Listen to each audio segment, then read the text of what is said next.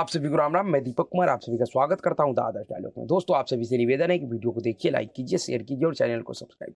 दोस्तों, आज हम चर्चा करेंगे इंडी अलायंस के एक नेता 2000 करोड़ रुपए की ड्रग्स तस्करी के केस में गिरफ्तार हुआ है, उसके ऊपर। जी हाँ, जिसका सीधा सीधा संबंध सनातन द्रोही, हिंदू द्रोही एजेंडा चलाने वाली पार्टी डीएमके और उनके नेता उदयनिधि स्टालिन से है।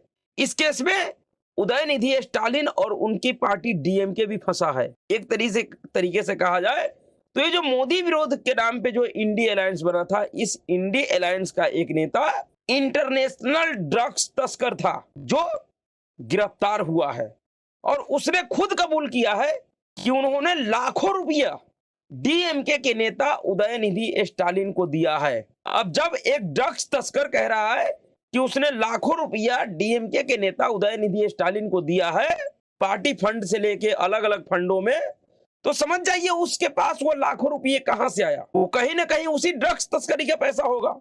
एक ड्रग्स तस्कर जिसका काला कारोबार देश सहित दुनिया में फैला हुआ था, किस तरीके से वो ड्रग्स तस्कर पिछले 3 सालों से इंडिया अलायंस के सहयोगी दल डीएमके के लिए काम कर रहा था, जिसका संबंध पहले से ही डीएमके के नेता और हिंदू द्रोही अभियान का प्रमुख चेहरा उदयनिधि स्टालिन के साथ है। वह सिर्फ डीएमके का नेता ही नहीं है, वह देश का बड़ा फिल्म प्रोड्यूसर भी है। और जैसा कि आप सभी जानते हैं कि उदयनिधि स्टालिन, जिन्होंने पिछले कुछ वर्षों में अपना पहचान सिर्फ देश ही नहीं पूरे दुनिया में हिंदू विरोधी अभियान के चलाने वाले ब्रांड एम्बेसडर के रूप में बनाया है, वह फिल्म एक्टर रह चुका है। तो इस जरिए उस जफर सादिक का और उदयनिधि स्टालिन का संबंध पहले से ही मजबूत है, लेकिन अब वही जफर सादिक 2000 करोड़ रुपए की इंटरनेशनल ड्रग्स सिंडिकेट चलाने के मामले में गिरफ्तार हुआ है। और यह व्यक्ति पिछले 4 महीनों से फरार था, जांच एजेंसियों से भागता फिर रहा था, लेकिन आखिरकार इसकी गिरफ्तारी हो गई है।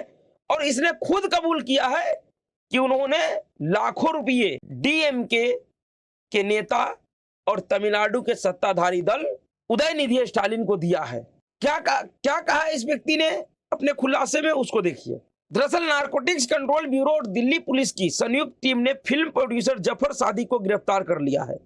वो 2000 करोड़ रुपए के इंटरनेशनल ड्रग्स सिंडिकेट का संचालन कर रहा है।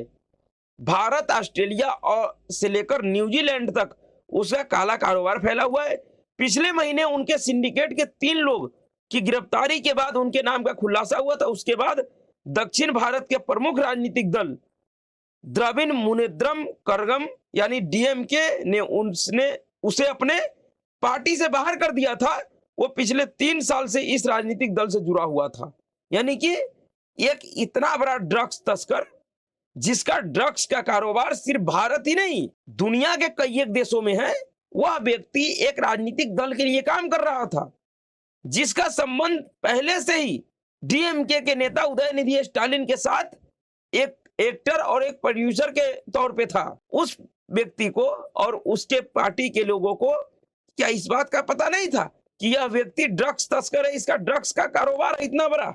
जो व्यक्ति इंटरनेशनल ड्रग्स तस्कर है, वह एक पार्टी के लिए काम कर रहा था, उसके पार्टी के लोगों को पता नहीं है, ऐसा हो ही नहीं सकता। दरअसल यह पहले से पता था इन लोगों को, लेकिन 3 वर्षों से डीएमके इसलिए इस व्यक्ति को राजनीतिक संरक्षण दे रखा था क्योंकि यह व्यक्ति अपने ड्रग्स तस्करी का जो पैसा था वह पार्टी फंड में देता रहे, जिससे डीएमके पार्टी चलता रहे और उनका जो ये हिंदू विरोधी अभियान है वह चलता रहे। एक तरीके से कहा जा सकता है कि डीएमके ड्रग्स तस्करी के पैसों से अपना पार्टी और हिंदू विरोधी अभियान को चला रहा है। एनसीबी के द्वारा पूछताछ में खुलासा हुआ है कि जफर सादिक ने तमिलनाडु के मुख्यमंत्री एमके स्टालिन के बेटे उदयनिधि स्टालिन को 7 लाख रुपए दिए थे। इसमें 5 लाख रुपए बाढ़ के वक्त रिलीफ फंड में दिए गए थे, जबकि 2 लाख रुपए पार्टी फंड में दिए गए थे। और जब पार्टी फंड में दिए गए थे तो ये पैसे कहां के थे? ये पैसे ड्रग्स तस्करी के थे। तो फिर क्यों नहीं कहा जाए कि डीएमके ड्रग्स तस्करी के पैसों से चल रहा है? डीएमके अपने पार्टी चलाने के लिए ऐसे इंटरनेशनल ड्रग्स तस्करों को अपने पार्टी के नेता बना रखा है और उसे राजनीतिक संरक्षण दे रहा है। सूत्रों के हवाले से यह भी पता चला है कि जफर सादिक तमिलनाडु के खेल मंत्री उदयनिधि स्टालिन के राज्यसभा सांसद एवं अब सूत्रों के हवाले से यह पता चला है कि जफर सादिक तमिलनाडु के खेल मंत्री उदयनिधि स्टालिन के साथ राज्यसभा सांसद एम अब्दुल्ला और चेन्नई पश्चिमी के पार्टी सचिव एवं पार्टी सचिव एन चित्रासु के साथ कई डीएमके नेताओं के साथ करीबी संबंध है। इस ड्रग्स रैकेट के खुलासे के बाद जो तमिलनाडु के विरोधी पार्टी है बीजेपी, जो विपक्ष की पार्टी हुआ, इनके ऊपर हमलावर हो गया, जो होना ही था। इसी पार्टी में 3 साल से एक इंटरनेशनल ड्रग्स तस्कर नेता बन के बैठा हुआ है, उस पार्टी के लिए काम कर रहा है और साथ ही साथ वह अपना ड्रग्स का कारोबार भी चला रहा है, सिर्फ देश ही नहीं पूरे दुनिया में। और उस व्यक्ति के बारे में अगर उस पार्टी के नेताओं को नहीं पता है तो फिर जो विपक्षी पार्टी है वो तो हमला करेगा ही करेगा। लेकिन यह सवाल सिर्फ इतना नहीं है कि यह ड्रग्स तस्कर डीएमके के लिए काम कर रहा था।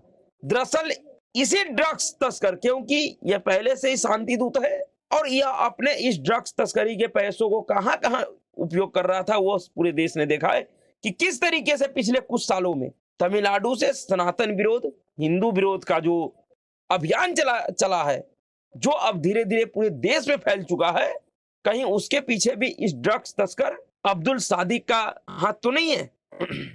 एनसीबी के द्वारा पकड़े जाने से पहले वह चेन्नई से तिरुवनंतपुरम, मुंबई, पुणे, अहमदाबाद और जयपुर लगातार यात्रा कर रहा था, लेकिन खुफिया जानकारी के आधार पर उसे दिल्ली में गिरफ्तार कर लिया गया। वो भारत से ऑस्ट्रेलिया, न्यूजीलैंड, मलेशिया में फैले एक इंटरनेशनल ड्रग्स रैकेट का मास्टरमाइंड और किंगपिन है। पूछताछ के दौरान सादिक ने एनसीबी को बताया कि वो डीएमके की एनआरआई शाखा का चेन्नई पश्चिम का उप संयोजक था। पिछले महीने ड्रग्स रैकेट में उसका नाम आने के बाद वो सत्तारूढ़ द्रमुक ने उसे अपने पार्टी से निष्कासित कर दिया था। ये तो होना ही था। 3 साल तक जब तक यह नहीं पकड़ा गया तब तक डीएमके ने इस व्यक्ति के खिलाफ कोई कार्रवाई नहीं किया, क्योंकि इस व्यक्ति ने अपने ड्रग्स तस्करी के माध्यम से डीएमके को एक मोटा फंड मुहैया कराता था, इसलिए इसके खिलाफ कोई कार्रवाई नहीं हुआ। लेकिन जब यह फंस गया तो कार्रवाई तो करना ही था। लेकिन कार्रवाई करने के बाद भी अब सीधे तौर पे उदयनिधि स्टालिन और डीएमके इस केस से जुड़ता हुआ दिख रहा है। जिस तरीके से इस व्यक्ति ने कबूल किया है कि उन्होंने उदयनिधि स्टालिन को लाखों रुपए दिए हैं, तो इस केस में तो जुड़ तो गया ही है, वो कार्रवाई तो जरूर होगा। शायद जिस तरीके से उदयनिधि स्टालिन और उनके पार्टी के नेताओं ने एक हिंदू विरोधी, सनातन विरोधी एजेंडे का संचालन किया, यह उसी का परिणाम है। पिछले महीने एनसीबी ने कहा कि इस ड्रग्स सिंडिकेट से जुड़े 3 लोगों को गिरफ्तार किया गया था, जो तमिलनाडु के रहने वाले थे। दिल्ली के बसई दानापुर इलाके में सादिक की कंपनी एवेंटा के एक गोदाम में छापेमारी के दौरान 50 किलोग्राम नशीले पदार्थ बनाने वाला रसायन स्यूडोएफेडिन जब्त किया गया था। दिल्ली पुलिस के स्पेशल सेल के साथ एनसीबी की यह छापेमारी ऑस्ट्रेलिया और न्यूजीलैंड के अधिकारियों से मिली गुप्त सूचना के आधार पर हुई थी। इसमें कहा गया था कि भारत से नारियल पाउडर और मिश्रित खाद्य पाउडर में बड़ी मात्रा में स्यूडोएफेड्रिन छुपाकर भेजी जा रही है।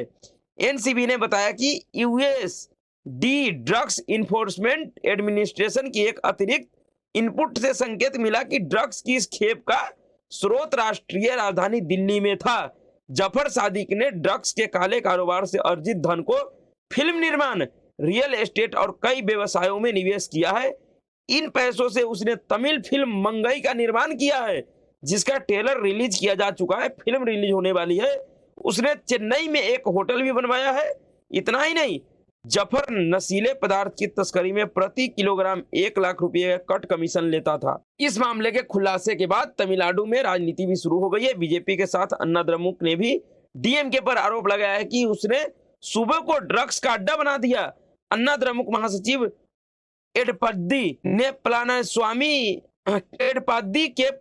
पलानीस्वामी ने कहा कि मुख्यमंत्री एमके स्टालिन के लोगों को स्पष्टीकरण देना चाहिए कि जफर सादिक ने एक वरिष्ठ पुलिस अधिकारी तक अपनी पहुंच कैसे बनाई। उन्होंने कहा कि जफर द्रमुक नेतृत्व का करीबी बन गया और यहां तक कि उसने एक डीजीपी से उपहार भी प्राप्त किया। यह बहुत दुर्भाग्यपूर्ण और दुखद है। इसकी कड़ी से कड़ी निंदा की जानी चाहिए। वो तो अब निंदा विंदा जो होगा करना होगा राजनीतिक दलों को, जो उनका काम होता है वो तो करता रहेगा। लेकिन सबसे बड़ा सवाल यह है कि जिस व्यक्ति के लिए अंतर्राष्ट्रीय जांच एजेंसियों को इस बात का खबर था कि यह व्यक्ति ड्रग्स का कारोबार कर रहा है, इसका ड्रग्स का कारोबार है, उस व्यक्ति को डीएमके पिछले 3 सालों से राजनीतिक संरक्षण दे रहा था। क्या उसको नहीं पता था? जो एक फिल्म प्रोड्यूसर है और डीएमके के नेता उदयनिधि स्टालिन, जो कि खुद ही एक फिल्म एक्टर है, जिसका संबंध शायद एक फिल्म प्रोड्यूसर और एक्टर के तौर पे भी कई वर्षों से रहा होगा, क्या उसे नहीं पता था कि इस व्यक्ति का क्या कारोबार है? ऐसे भी ड्रग्स का जो ये कहानी है वह बॉलीवुड और फिल्म इंडस्ट्री से जुड़े हुए लोगों के साथ बहुत पुराना है, उनसे हमेशा जुड़ा ही रहता है।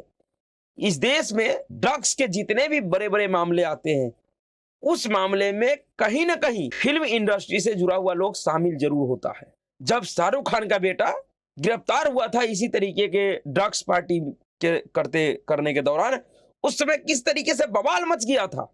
इस देश के बड़े बड़े फिल्म कलाकारों ने जांच एजेंसियों के ऊपर आरोप लगा रहा था कि जांच एजेंसी फिल्म इंडस्ट्री को बदनाम कर रही है। फिल्म इंडस्ट्री के लोग ऐसे काम नहीं करते हैं। फिल्म इंडस्ट्री बहुत बड़ा रोजगार का साधन है। अब तो उसी फिल्म इंडस्ट्री का बहुत बड़ा प्रोड्यूसर और डीएमके और इंडी अलायंस के नेता जफर सादिक, जिसका पूरा नाम जफर सादिक अब्दुल रहमान है, वह पकड़ा गया है और उसके ऊपर यह आरोप साबित भी होगा, क्योंकि उस व्यक्ति ने खुद कबूल किया है। उनके जो आदमी पकड़े गए थे उन्होंने इसका नाम लिया और इसके गोदाम से, दिल्ली का जो इसका कंपनी है उसके गोदाम से नशीले पदार्थ बरामद भी हुआ है। तो यह तो बच ही नहीं सकता है।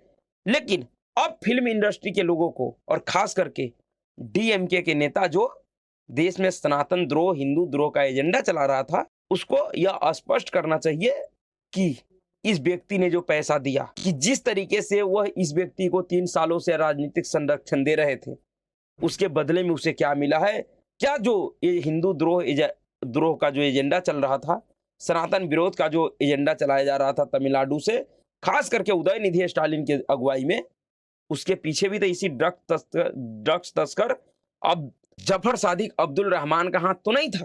क्या इसके इस ड्रग्स तस्करी के पैसों से ये सब तो नहीं हो रहा था?